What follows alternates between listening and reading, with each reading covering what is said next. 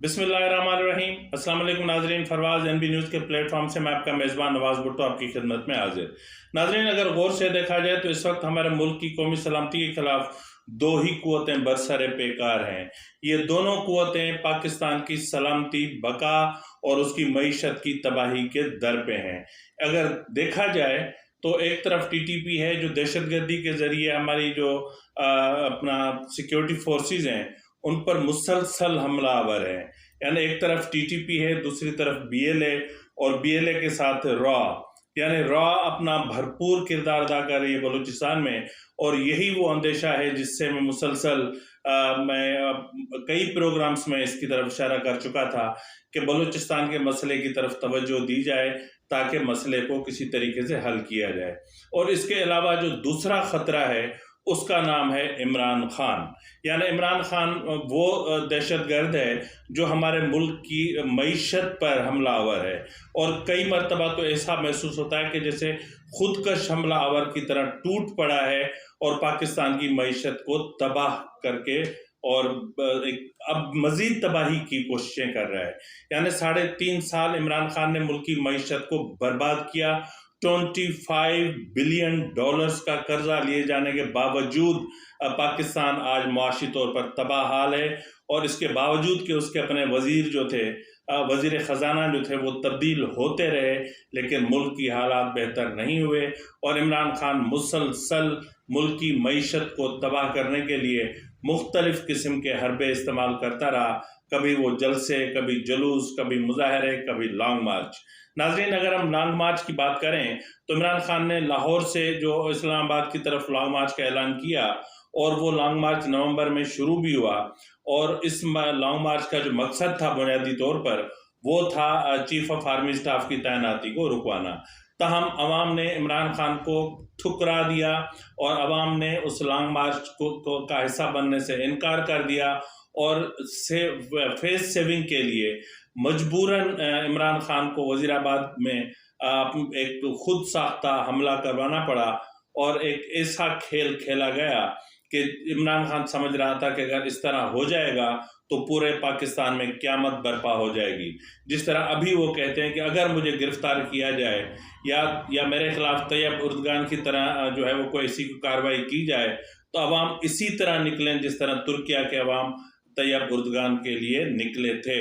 ये इमरान खान का ख्वाब है, ये इमरान खान की भूल है, ये इमरान खान की गलतफहमी है, क्योंकि तैयब उर्दगान ने जो कुछ तुर्किया के लिए किया वो कभी फरामोश नहीं किया जा सकता, और इमरान खान ने भी जो कुछ इस मुल्क के लिए किया उसको भी हम किसी सूरत में नहीं भुला सकते। इसके अलावा नाजरीन, अगर हम मैं ये बात कर रहा था कि वजीराबाद की उस खुद साख्ता हमले में मैं कई मरतबा ये बता चुका हूँ कि इमरान खान बज़िद हैं कि जी 3 हमलावर थे, कभी 2 हमलावर थे, कभी मेरे सर के ऊपर से एक बर्स गुजरा, कभी 4 गोलियां इमरान इस्माइल के कपड़ों में छुप गईं, कभी 4 गोलियां इमरान खान को लगती हैं, लेकिन फिर जो फ्रांसिक रिपोर्ट आती है वो इमरान खान के चेहरे को खुला करके रख देती है। अब इमरान खान मुसलसल तजाद पैदा करने की कोशिश कर रहे हैं, यहाँ तक तजाद पैदा करने की कोशिश कर रहे हैं कि साबिक chief of army staff general Qamar Javed Bajwa पर इल्ज़ाम आयद कर रहे हैं कि ये जो हमला हुआ था वजीराबाद में वो उसकी प्लानिंग अपना कमर जावेद बाजवा ने की थी। मतलब मामलात को इस तरह घुमा रहे हैं और बयानिया इस तरह घड़ रहे हैं कि अफसोस होता है, क्योंकि हक़ाइक़ सबके सामने है। और जिस तरह ये कहा जा रहा है कि जी जो हमलावर की गोली से एक शख्स जो वहाँ पे जाँ बाग हुआ था, हत्ता कि वो शख्स इमरान खान के अपने कंटेनर पर बैठे एक गार्ड के फायर से जाँ बाग हुआ। उस फायर की वीडियो मैं मुतअद्दिद मरतबा अपने प्रोग्राम में चला चुका हूँ। अगर आप फिर से देखना चाहते हैं तो ज़रा इस वीडियो को मुलाहिज़ा फरमा लें।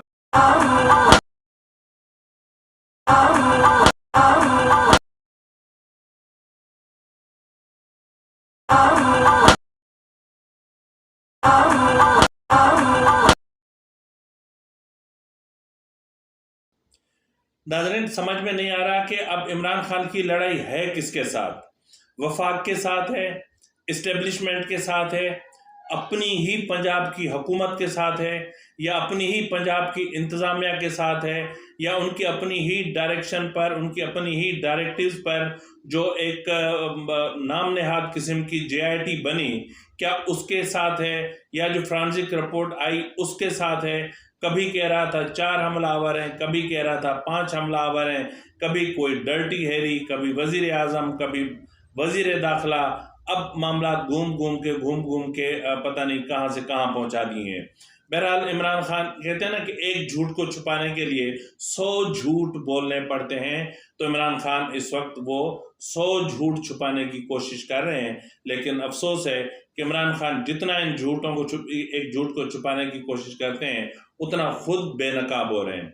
ناظرین، اس کے علاوہ اگر ہم دیکھیں تو عمران خان اپنا چودھری پرویز الہی نے بڑی چالاکی کے ساتھ جو ایک اعتماد کے ووٹ کا معاملہ تھا وہ عمران خان کے کاندھوں پر اس کا بوجھ ڈال دیا ہے. یہ حیران کن بات ہے. اس کو کہتے ہیں چالاک سیاست دان. یعنی پرویز الہی نے صاف طور پر جس طرح کہہ دیا ہے کہ جی ووٹ آف کانفیڈنس میں نہیں لوں گا، اور جو گورنر کی طرف سے آئین کے آرٹیکل 130 کی سب سیکشن 7 کی تحت جو ایک لیٹر ووٹ آف کانفیڈنس کے لیے ایک لیٹر جاری کیا گیا تھا، میں اس کو مانتا ہی نہیں ہوں. یعنی اس کو وہ انکانسٹیٹیوشنل قرار دے رہے ہیں. لیکن یہ فیکٹ ہے کہ پرویز الہی کو ووٹ آف کانفیڈنس لینا پڑے گا. اس وقت جو ظاہری طور پہ آپ دیکھ رہے ہیں کہ جس طرح 4-5 بندے سامنے آ چکے ہیں، بالکل سامنے آ چکے ہیں کہ جی ہم ووٹ آف کانفیڈنس میں حصہ نہیں لیں گے، ہم پرویز الہی کو ووٹ نہیں دیں گے. لیکن یہ صرف وہ ہیں جو سامنے آئے ہیں. ناظرین، میں آپ کو پہلے متعدد مرتبہ کہہ چکا ہوں کہ ایسے افراد کی تعداد more than 30 ہے، یعنی 30 سے زیادہ ہے ایسے لوگوں کی تعداد جو اس ووٹ آف کانفیڈنس میں کسی صورت میں حصہ نہیں لینا چاہتے، پرویز الہی کو ووٹ نہیں دینا چاہتے، اور ان کا وہ کھلے طور پر پرویز الہی کے خلاف عدم اعتماد کا اظہار کر چکے ہیں. تو ایسی صورتحال میں پرویز الہی نے بڑی چالاکی سے عدالت کا سہارا لے لیا، کیونکہ لاہور ہائی کورٹ کے چیف جسٹس کے داماد جو ہیں وہ پرویز الہی کی کابینہ کا حصہ ہیں. اب چیف جسٹس نے 11 جنوری تک ان کی حکومت کو ایک نئی زندگی تو دے دی، لیکن اب اس کو بچانا کیسے ہے، یہ سوال ہے. ہائی کورٹ نے ان سے ایشورنس مانگی تھی، گارنٹی مانگی تھی کہ اب 11 جنوری تک اسمبلی نہیں توڑ سکتے تھے. ہاں، البتہ اس بیچ میں آپ ووٹ آف کانفیڈنس لے سکتے ہیں. مطلب یہ ہے کہ بھلے عدالت نے جرگہ لگا کر، پنچایت لگا کر ایک انکانسٹیٹیوشنل فیصلہ سنایا جو نہ کسی قانون کے اس میں زمرے میں آتا ہے، نہ کسی آئین کے زمرے میں آتا ہے، لیکن پھر بھی انہوں نے فیصلہ سنا دیا. اور اس فیصلے میں بھی پرویز الہی کو ووٹ آف کانفیڈنس لینا ہے. اور اب ووٹ آف کانفیڈنس اگر اسمبلی توڑوانی ہے تو پھر بندے پورے کرے عمران خان، اور نہیں تو پھر PDM پرویز الہی کو کسی نہ کسی صورت میں قبول کر لے تاکہ اس مسئلے کو حل کیا جا سکے. اب دیکھنا یہ ہے کہ پرویز الہی کو کون قبول کرتا ہے، اور PDM قبول کرتی ہے یا عمران خان اس کا بوجھ اپنے سر پہ لیتے ہیں. اگر ہم پاکستان کی سچویشن کو دیکھیں، یعنی وہ سچویشن جو عمران خان نے پاکستان میں کریٹ کر رکھی ہے، تو اس پر بھارتی میڈیا اس کو بڑا انجوائے کر رہا ہے، کیونکہ عمران خان ایک بھرپور موقع فراہم کر رہا ہے بھارتی میڈیا کو کہ جو ہے وہ پاکستان میں کس طرح انتشار پھیلایا جا رہا ہے یا کس طرح انتشار پیدا کیا گیا ہے، اور کس طرح عمران خان اور اپنا قمر جاوید باجوہ صاحب کے درمیان ساس اور بہو کی لڑائی چل رہی ہے، اور اس ساس اور بہو کی لڑائی پاکستان کو کس طرح بدنام کر رہی ہے. اس سے بھارتی جو میڈیا ہے اس کا بھرپور مزہ لے رہا ہے، بھرپور اس سے لذت لے رہا ہے. ناظرین، اس کے علاوہ بات صرف یہاں ختم نہیں ہوتی. یعنی بات یہاں تک آن پہنچی ہے کہ جو TTP نے ایک دھمکی دی، دو دھمکیاں دی. پہلے دھمکی دی وہ پارلیمنٹ کے قریب کہیں بیٹھ کر انہوں نے ایک ویڈیو بنائی جس میں انہوں نے تحریک طالبان لکھا اور یہ لکھا کہ ہم آ رہے ہیں. تو وہ جو ویڈیو ہے اس ویڈیو کو لے کر بھی بھارت نے اور بلوچستان کی سچویشن کو اس سے مرج کر کے اور ایک ایسا تاثر قائم کرنے کی کوشش کی ہے کہ مطلب اس کے پیچھے بھی یقیناً انہوں نے عمران خان کو ہی اس کا ذمہ دار قرار دیا ہے۔ ناظرین، بات یہیں پہ ختم نہیں ہوتی، بھارتی میڈیا جو کہہ رہا ہے سو کہہ رہا ہے۔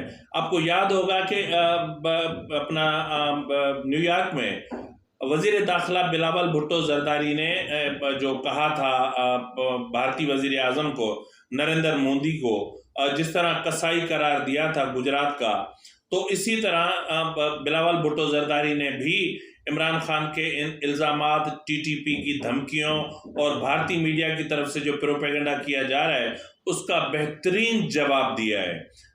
کن الفاظ میں جواب دیا ہے، کن الفاظ میں پاکستان کے پارلیمان کے وقار کا تحفظ کیا ہے، کس طرح پاکستان کے وقار کا تحفظ کیا ہے، ذرا ملاحظہ فرمائیں۔ یہ لوگ موت سے ڈرتے ہوں گے، ہم نہیں ڈرتے۔ ہم پہلے بھی انتہا پسندوں کا مقابلہ کرتے ہیں، ہم پہلے دہشت گردوں کا مقابلہ کرتے ہیں، اور اس فتنہ سے، اس فساد سے جس نے میرا مذہب کو بدنام کیا ہے، جس نے میرے ملک کو بدنام کیا ہے، جس نے میرے ملک کے بچوں تک کو نہیں چھوڑا، ان کو بھی شہید کیا، اے پی ایس کے بچوں کو شہید کیا، ان کے سامنے ان کے پروفیسرز کو جلایا، میں ان کو دہشت گرد کہتا ہوں، میں ان کو انتہا پسند کہتا ہوں، میں ان کو انسان نہیں مانتا ہوں۔ تو ان کا دھمکیاں اپنی جگہ، ہم اپنا نظریہ پہ، اپنا موقف پہ قائم ہیں اور اپنا کام کرتے رہیں گے۔ پارلیمان جتنا کمزور ہے، جتنا مضبوط ہے، میں جانتا ہوں پارلیمان آج بھی اس ملک کا سب سے طاقتور ادارہ ہے۔ پارلیمان اس ملک کا نمائندگی، اس ملک کے عوام کا ادارہ ہے۔ اگر اس ادارہ کو استعمال نہیں کیا جا رہا ہے تو آپ کو کمزور لگ رہا ہوگا، مگر اگر اس ادارہ کو صحیح طریقے سے استعمال کیا جائے تو ہم پاکستان کا ہر مسئلہ کا حل نکال سکتے ہیں۔ اور ہم نے ماضی میں بھی پارلیمان کے اونرشپ کے ساتھ، پارلیمان کا بیکنگ کے ساتھ دہشت گردوں کا مقابلہ کیا، دہشت گردوں کو شکست دلوایا۔ افسوس کے ساتھ کہ پارلیمان کی پیٹھ پیچھے جو ان دہشت گردوں کا سیاسی فرنٹ مین ہے عمران خان صاحب، اس نے ان کو بچانے کے لیے، ان کے جرائم کو دھونے کے لیے ایسے قدمے لیے جو پاکستان کے نیشنل سیکیورٹی کے خلاف تھا۔ عمران نے ان دہشت گردوں کو جیل، جو کہتا تھا میں کسی کو این آر او نہیں دوں گا، اس کا مطلب یہ تھا کہ میں صرف دہشت گردوں کو این آر او دوں گا، اور سب سے پہلے اس نے اے پی ایس میں ملوث دہشت گردوں کو اپنا حکومت میں جیل سے پہلے باہر، پھر ملک کے باہر چھوڑا، ادھر نہیں رکا۔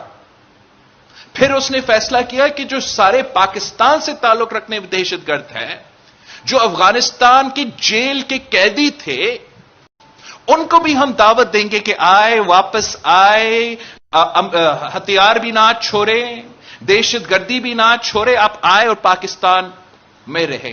اس کے نتیجے میں آج ایک بار پھر ہمیں اس دہشت گردی کا مقابلہ کرنا پڑ رہا ہے، مگر میں اس قوم کا، ہمارے عوام کا بہادری، ہمارے ادارے کا دلیری، ہم سب جانتے ہیں کس طریقے سے ماضی میں بھی ہم نے ان کا مقابلہ کیا اور آج بھی ہم مقابلہ کرنے جانتے ہیں۔ مگر آپ ایشوز کو اگنور کر کے، ان کو اپیز کر کے، ڈبا کے، یہ نہیں، وہ طریقہ صحیح نہیں ہے اگر آپ چاہتے ہو کہ واقعی دہشت گردوں اور انتہا پسندوں کا مقابلہ۔ ناظرین، تحقیقات کے دوران یا جو صورتحال اس وقت ٹی ٹی پی کی اور یہ ساری چل رہی ہے، اس کی تحقیقات کر رہا تھا جب کھوج میں تھا کہ کہاں کہاں سے کیا کیا چیزیں ملتی ہیں، تو اسی دوران مجھے ایک دلچسپ کلپ ملا۔ کلپ خواہ پرانا ہے، یعنی اس وقت کا ہے جب فواد چودھری اپنا پی ٹی آئی کا حصہ نہیں تھے، اور ایک ٹی وی پروگرام تھا، اس پروگرام میں فواد چودھری اور موجودہ صدر عارف علوی صاحب مدعو تھے۔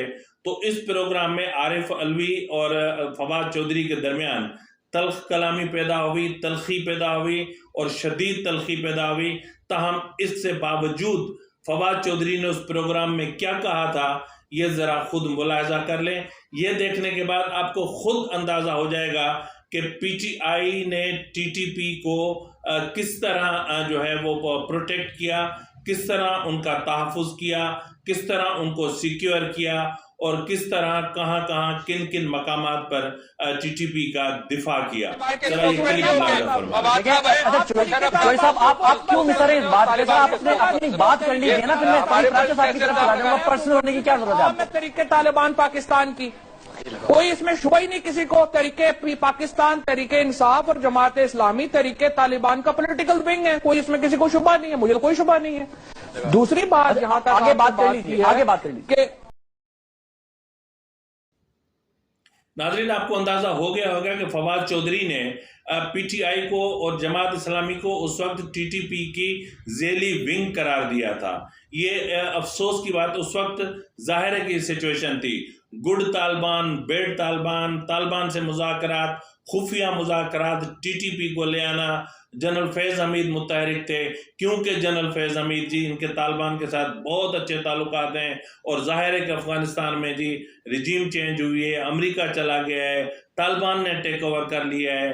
جنرل فیض حمید صاحب طالبان کو بہت اچھے طریقے سے سمجھتے ہیں، اس لیے ان کو کور کمانڈر پشاور تعینات نہ کیا جائے، اس کو اپنا ISI چیف ہی رہنے دیا جائے. یہ عمران خان کا موقف تھا. مر رہے تھے اس وقت، اس کی جان جا رہی تھی، لیکن اس کے باوجود انہوں نے طالبان کو اور ٹی ٹی پی کو لا کر ہمارے سروں پہ مسلط کیا.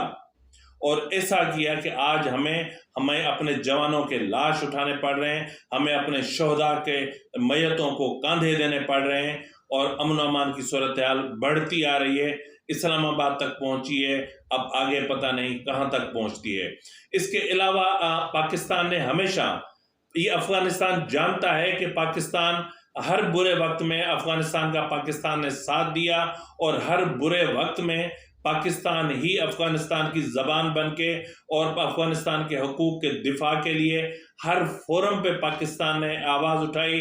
اور یہاں تک کہ جو افغان پناہ گزین تھے ان کو یہاں پناہ دی، اور ایسی پناہ دی کہ جو کل ہمارے پاس یہاں پناہ لینے آئے تھے، آج وہ ہمارے گلے کاٹ رہے ہیں، آج وہ ہماری جان لے رہے ہیں، آج وہ یہاں پہ کرمنل ایکٹیویٹیز میں ملوث ہیں، آج وہ یہاں اسلحے اور ہیروئن اور منشیات کی اسمگلنگ میں ملوث ہیں. لیکن اس کے باوجود طالبان کا ایک جرنل ہے جو پاکستان کے لیے کیا کہہ رہا ہے، کن الفاظ سے پاکستان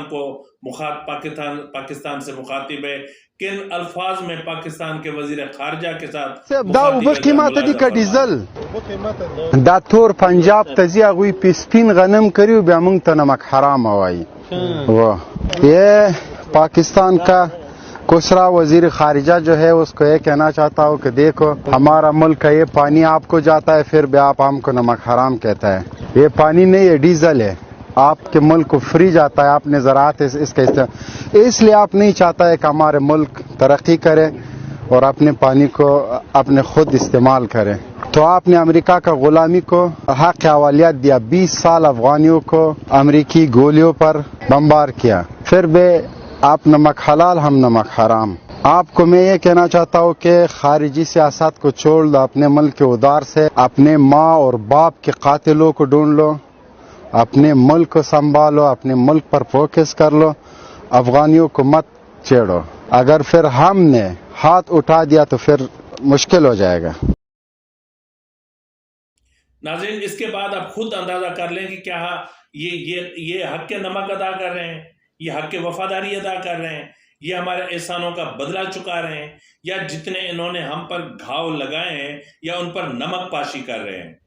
میں ایک بات سیدھی کہتا ہوں کہ اس وقت جس طرح کراچی میں دہشت گردوں کو اکٹھا کیا جا رہا ہے، جس طرح لسانیت کو پروان چڑھانے کے لیے گورنر سندھ جو ہے کامران ٹسوری، وہ گورنر ہاؤس کا غلط استعمال کر رہے ہیں، اپنے عہدے اپنے منصب کا غلط استعمال کر رہے ہیں، اور لسانیت کو پروان چڑھانے کے لیے لسانی تنظیموں کو اکٹھا کر کے اور ایک ایسی بھیانک سچویشن کریٹ کرنے کی کوشش کر رہے ہیں کہ جو کل پاکستان کی تقسیم کی بات کریں گے. اور آج بھی وہ کھلم کھلا کہتے ہیں کہ ہم تو کہتے ہیں کہ پاکستان میں سندھ میں جو ہے وہ تقسیم کی بات دوسرے لفظوں میں کرتے ہیں.